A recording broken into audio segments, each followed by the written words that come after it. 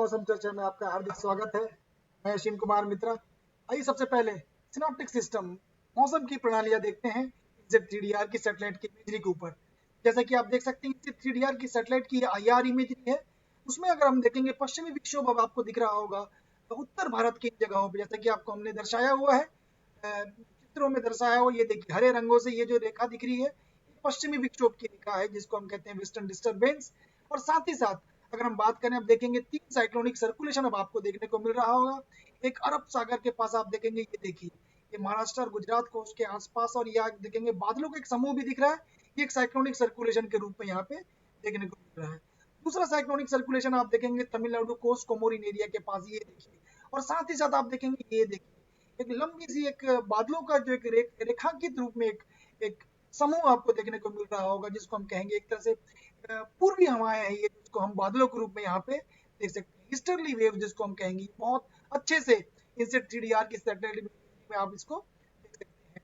साथ ही साथ बंगाल की खाड़ी की बात करें, जो जो जो अंडमान सागर के पास था, मध्य बंगाल की खाड़ी के पास अब साइक्लोनिक सर्कुलेशन यहाँ पे देखने को मिल रहा है। तो इस तरह से आप देखेंगे 3 साइक्लोनिक सर्कुलेशन है, साथ ही साथ एक लंबी बादलों का समूह भी है, और पश्चिमी विक्षोभ जो अभी आज की मानसून प्रणाली के रूप में आप इसको देख रहे हैं। तो मुख्य रूप से अगर हम बात करें अगले 2 से 3 दिनों के दौरान क्या होने जा रहा है, अगर हम मानसून वापसी के बारे में अगर हम आपको बताएं, तो ये उत्तर पश्चिम भारत, मध्य भारत के कुछ और हिस्से अब इसमें शामिल होने वाले हैं अगले 2 से 3 दिनों के दौरान। मतलब परिस्थितियां जो है अब वो अनुकूल देखी जा रही है मध्य भारत और उत्तर पश्चिम भारत में। और अगर हम बात करें इसके 2 दिन के बाद, 2 से 3 दिनों के बाद, अब गुजरात राज्य के कुछ शेष हिस्से और महाराष्ट्र के कुछ और हिस्से और पूर्वी भारत के कुछ और हिस्से भी इसने एक तरह से आने की संभावना है। मतलब गुजरात महाराष्ट्र के कुछ हिस्से और पूर्वी भारत के कुछ और हिस्से भी मानसून वापसी के लिए अब आने वाले 2 दिनों के बाद एक तरह से अनुकूल परिस्थितियां देखने को मिल रही है। और अगर हम दक्षिण प्रायद्वीप की बात करें, दक्षिण प्रायद्वीप में जैसा कि हमने बताया, ये देखिए बादल वहां पे बने हुए हैं।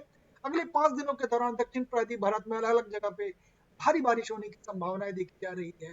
मानसून वापसी की अगर हम इस चित्र को या इस इमेज को अगर आपको दिखाएं, ये देखिए जो नीले रंगों से दिखाया गया ये है अभी की वास्तविक एक तरह से वापसी रेखा है, और लाल रंगों से दिखाया गया ये है normal dates of withdrawal monsoon, या वापसी रेखा की है सामान्य दिन है। तो आप देख सकते हैं इन जगहों से मानसून की वापसी हो चुकी है। अब जैसे कि हमने बताया 2 से 3 दिनों के दौरान परिस्थितियां और भी अनुकूल बनते जा रही है।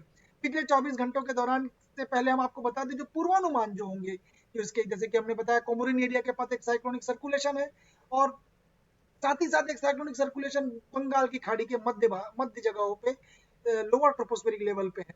अब जो लाइटनिंग एक तरह से कह सकते हैं हल्की मध्यम वर्षा, थंडरस्टॉर्म, लाइटनिंग जो दक्षिण प्रायद्वीप के राज्य मुख्य रूप से तमिलनाडु, पुडुचेरी, कराईकाल, केरला, माहे में 13 से 17 तक चलने की संभावना है।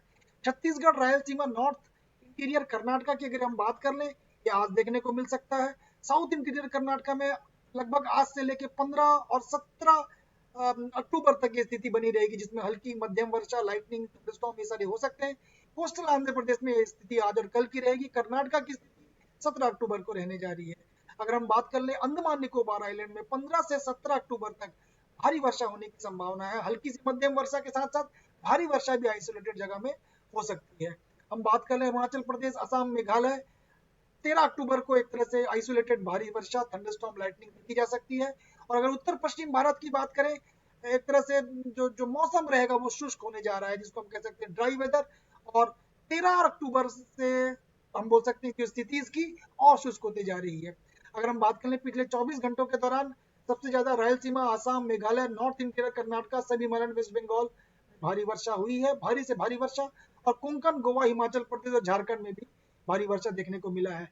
रायलसीमा की बात कर ले, कुरनूल में 16 सेंटीमीटर, सांख्यिक रूप में अगर हम बताएं मेघालय के धुबरी में 13 सेंटीमीटर, नॉर्थ इंटीरियर कर्नाटका में 13 सेंटीमीटर, तमिलनाडु के मदुरई में 11 सेंटीमीटर दर्ज हुए हैं, छत्तीसगढ़ के सूरजपुर में 10 सेंटीमीटर, और साथ ही साथ अगर कर्नाटक की बात करें तुमकुर में 9 सेंटीमीटर, उड़ीसा में भी अगर हम बात करें देनकाल में 9 सेंटीमीटर, दिनकनाल में, और बौद्धगढ़ में 8 सेंटीमीटर दर्ज हुए हैं।